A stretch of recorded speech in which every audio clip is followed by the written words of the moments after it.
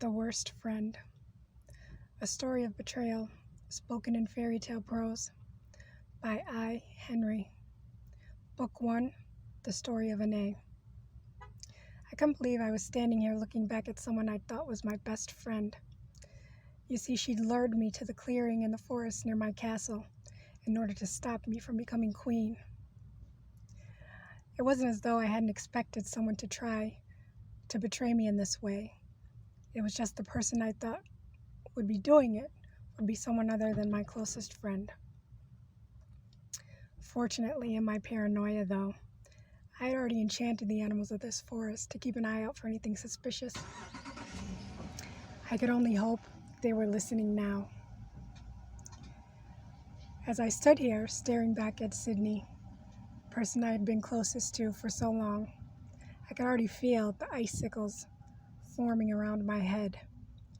You see, she'd caught me off guard by doing the one thing that could stop a witch, even a powerful witch like me, dead in her tracks.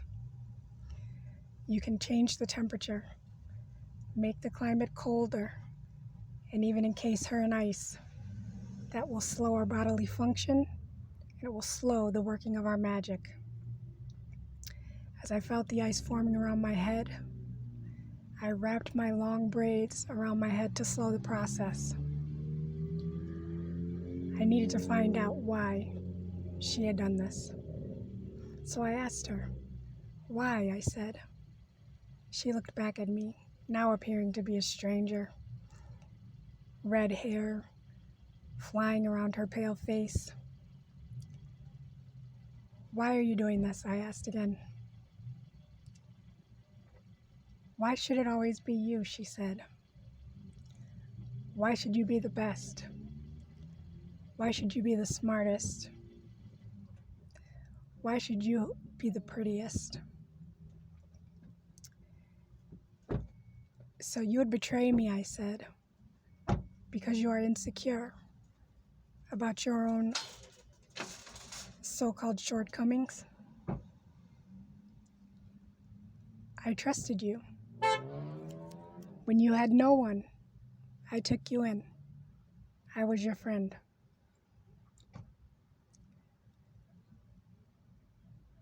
I don't need friends, she responded. When I have what I want, everything will be mine anyway. Well, I see now that all the time I trusted you, when I showed you magic, it was nothing but falseness that you gave me in return. So now you would betray me and use the magic I've shown you against me. I pity you, I said, for not realizing what a great friend you could have been, and one you would have had in return for life. I don't need your lectures, Sydney responded. It is over. Now, I will take my rightful place, and you will take yours. Where are you sending me? I asked. This was the most important part of our conversation. I prayed the animals were watching. Where you belong, she said. The land of the banished. Well, that will be quite a challenge. But Sydney, I want you to remember one thing. You have mistaken my kindness for weakness. We will meet again. And with that, before I saw a flash of fear cross her face, she went back to her sinister smile and began opening a portal next to what was becoming the block of ice that was encasing me as we spoke. Being kind is being weak, she said. And with that, she pushed her hands forward and shoved me and my block of ice into the portal. But before I was gone, I could see that she changed herself into my appearance. So now that she had taken my appearance, I knew that she would also try to take my place. As I landed with a thud, in which I now knew was the land of the banished, I thought to myself, with what little ability I had to think left, as my thought process was slowing in the ice, how would I get out of this situation?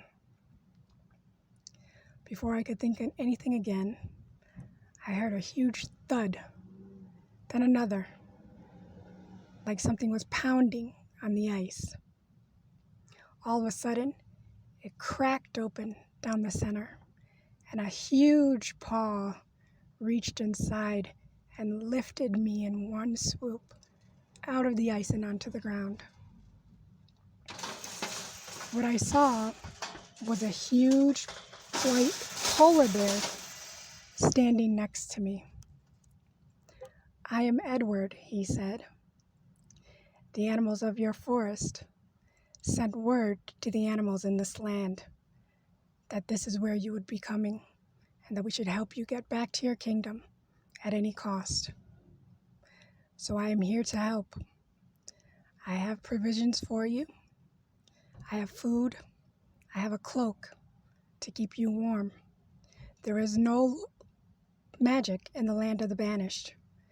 They keep it freezing cold, as though you were still encased in ice. But you can use the cloak, and you can use the provisions, food, and weapons to help to get you to the boundary that will take you back to your land." "Thank you, Edward," I said. "I appreciate this. You will not be forgotten." As Edward pointed me in the right direction, he said, "Once you get to the forest of the land of the banished, you must make it to the other side, and then you'll be shown the way to the boundary back to your land. There will be other helpers to meet you once you reach the forest." Again, I said, "Thank you." I took the provisions, I put the cloak on that he gave me, and started toward the forest. It was not much warmer than the ice had been that was encasing me, but the cloak was a help. Once I reached the forest, I heard another sound, almost like a growl. "Hello, Your Highness," a voice said. I turned to my right, where the sound had come from, to see a huge silver wolf standing in front of me, 3 times my size, but appeared to be there as a friend. "I am here to show you the way through the forest. You must take the path through the trees, and once you reach the other side, we will be waiting to show you the rest of the way." "I am unable to accompany you, Your Highness," he said. "The animals of this forest outside the land of the banished are not allowed to set foot inside the boundary of the forest in the land of the banished. You must be careful. There are many dangers when passing through this forest. There is dark magic and evil that you may encounter on your way.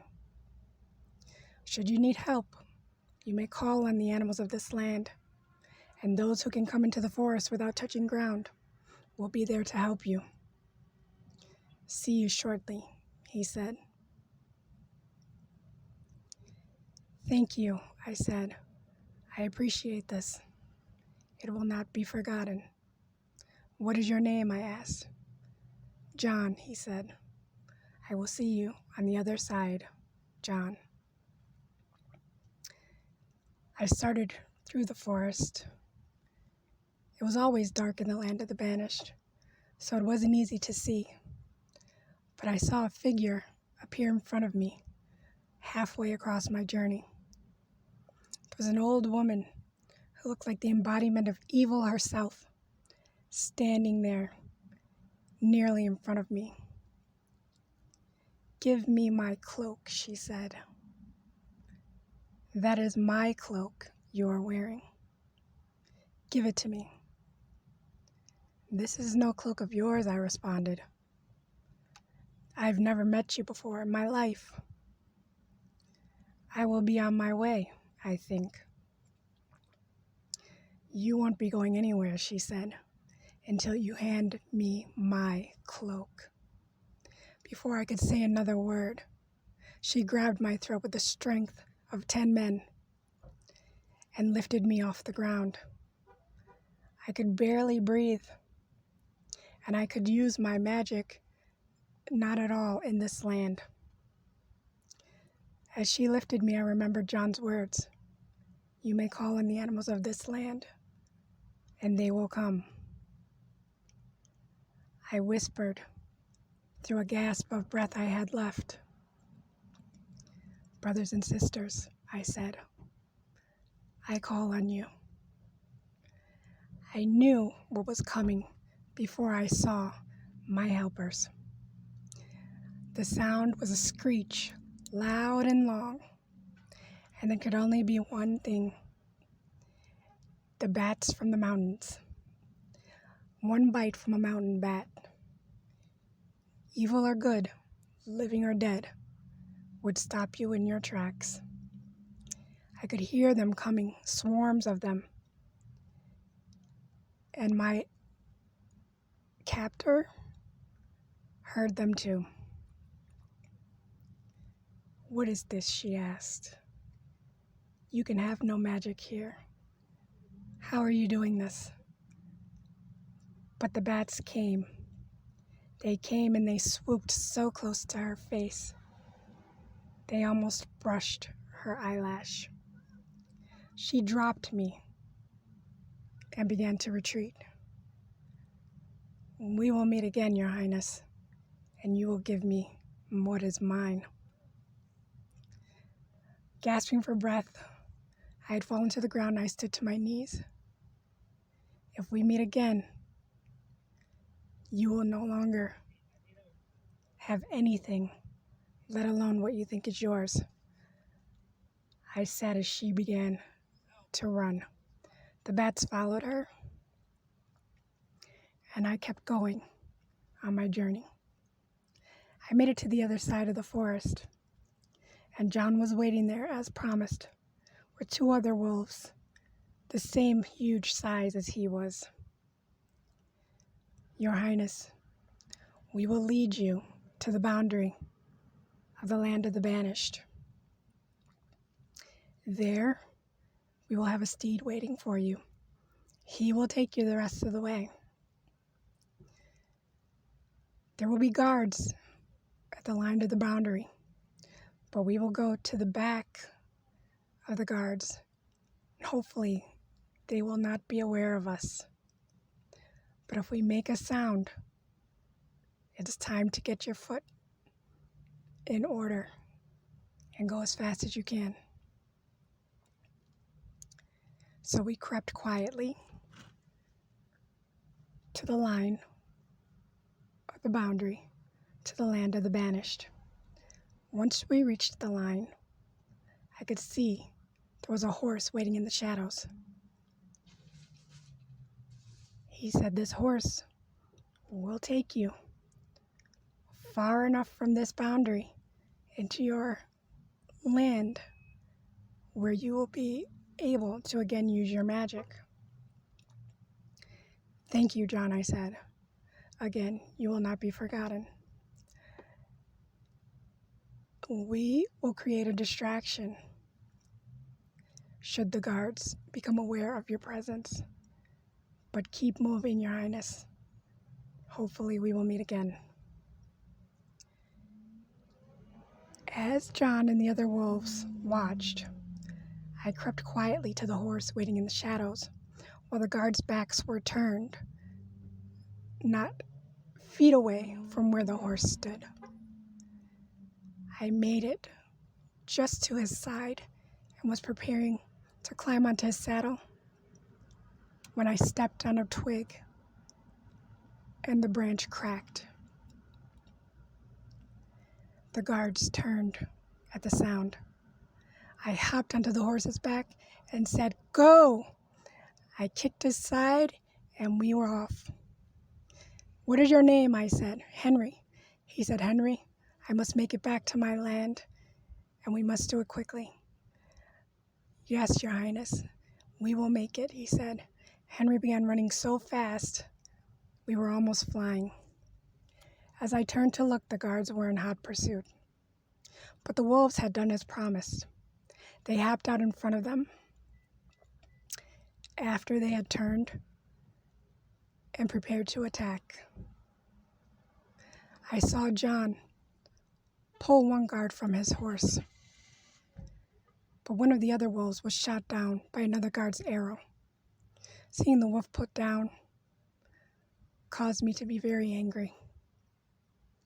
I wanted to face these guards, even though they may stop me from getting back to my land after the help the wolves had given me. They were gaining on us. One of the guards was getting close. "How much farther?" I said to Henry. "Only about half a mile," he said. "Slow, so this guard may get close to us."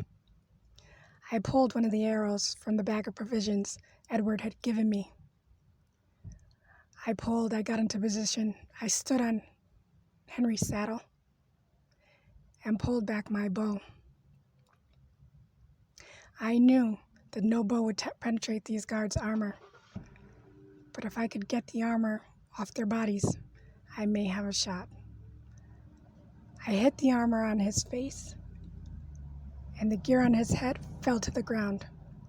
What was beneath it was worse than any monster I could ever describe.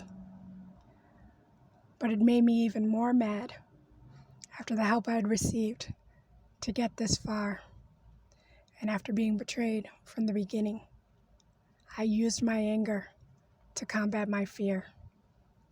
I stood on Henry's saddle, stayed in position, and shot my arrow directly into his face. He fell from his horse, and that was it. Just as we reached the boundary, more guards were gaining on us. "Go, Henry," I said, "go."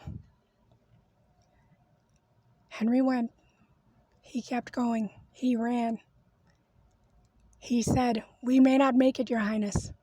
I'm going to throw you across the line of the boundary into your land."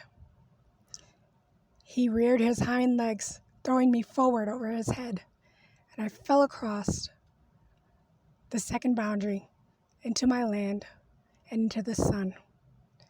Only half his body made it with me across that boundary. As the guards were gaining, they shot a bow. They shot an arrow into his leg. I grabbed his mane and, using all my strength and the power within, pulled him forward. "Come on," I said. "Push." While he pushed with his one back leg that was working, and I pulled from the front, he made it across the boundary just as the guards reached where we were. They stopped just short of the boundary, unable to cross. "Are you okay?" I asked. "I will be fine," Henry said. I pulled the broken arrow from his leg and used my magic to heal the wound. We must get back to my kingdom as quickly as possible in order to stop the coronation of the wrong person. "I understand," Henry said. "We will leave by morning." We took the time to rest. We ate the provisions Edward had given us, and by morning, we were off again. By the time we reached my kingdom, I could see that Sydney had posted most wanted posters with pictures of my face. But you see, it wasn't my face she had posted. She posted her face because when she had taken my appearance as she sent me through the portal to the land of the banished, I knew that I had taken hers. That was the way that spell worked, you see. If you should take the appearance of another, they must be at least 6 feet away from you at the time, and that person will take your appearance instead. So I knew she had done this in order to stop me, should I by some way have been able to make it back to the palace before she was crowned queen. Henry, I said, the guards will be looking for me in my appearance as Sydney. We must sneak around to the back of the castle in order to get in safely. Yes, Your Highness, you can lead the way. See, I knew this palace like the back of my hand. So Henry took me to a side entrance that only few people knew of existed. As I went through the entrance, I knew Sydney would be in my bedroom, waiting to be called to the front of the palace to be crowned. As I opened the door, I saw her sitting at my table, wearing my things, looking like me. Did you really think this would work? I said. She turned shocked to hear the sound of her voice, knowing it was me. Annai, she said. How? How does not matter. What matters is that you betrayed me after years of friendship. I was your friend when you had none. And you would betray me, hurt me, nearly take my life in order to have your own personal gain and take what is not yours, but what is mine. I am sorry, she said. You were not sorry when you were encasing me in a block of ice, I replied. You were not sorry when you were plotting against me in order to use me to get what you wanted, I replied. And now you shall pay the price for what you've done. I began to recite the final words she would hear from me for a very long time in the form of a spell.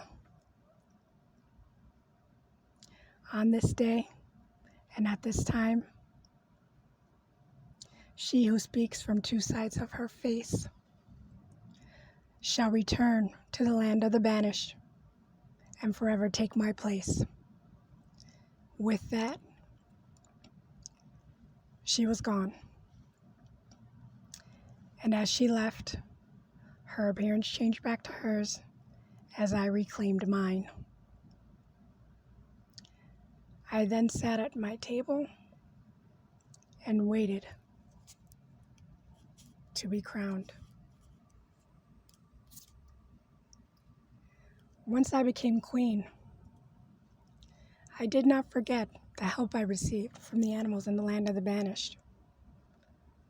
I returned to the land and sought out John to ask him why they were not allowed to set foot in their own forest.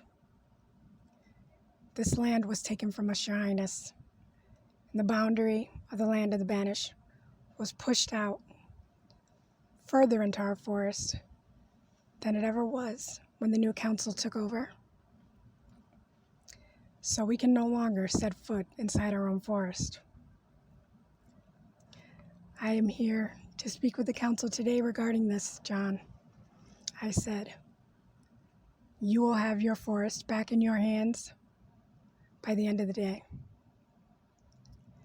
I met with the council who oversaw the land of the banished and every criminal, dark magician, evil person who was sentenced to be there.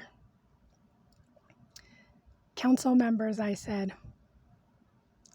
I ask you, as Queen of Realm 94, to please allow the animals of this forest to return to the forest currently claimed by the land of the banished, and you can move your boundary further to the east instead of to the west. Why should we accommodate this request? The council said. Because I was unlawfully placed in the land of the banished, and the council did nothing to stop this. I know you are aware of every soul that comes and goes from this land. So now, as repayment, I am making this request, and I am asking, should you refuse, it will no longer be a request, it will be a demand. And I don't think either of us wants that conflict. Council members looked at each other and knew they would have to grant my request. We will move the boundary to the west, they said. But we do not take kindly to being strong-armed by queens from any land. So keep this in mind in your future requests. The boundary will be removed before nightfall. The animals may return to their forest that was occupied by this land. Thank you, I replied. I appreciate this. So I returned to the forest and gave John the news before heading back to my palace. Henry had taken me again to the land, and now we returned. Using my magic, I was able to give him the ability to fly in real time, so the journey was much quicker on our return. Henry, I said, I appreciate all you've done. Will you stay in this land from now until whenever you'd like?